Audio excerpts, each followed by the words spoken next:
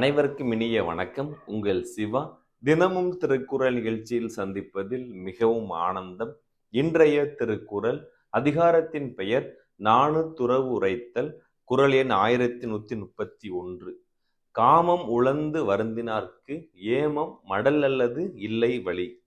அதாவது மடல் ஏறுவதை பற்றி இந்த குறள் நம்ம பார்க்க போறோம். அதாவது தலைவன் தான் விரும்பக்கூடிய பெண்ணை அடைவதற்கான எந்த ஒரு வழியும் இல்லாத சூழ்நிலையில் அந்த காதலை ஊர் மக்களுக்கும் அந்த உறவினர்களுக்கும் தெரியப்படுத்துவதற்காக மடல் ஏறுவது அந்த காலத்துல இருந்து ஒரு வழக்கமாக பின்பற்றப்பட்டுள்ளது.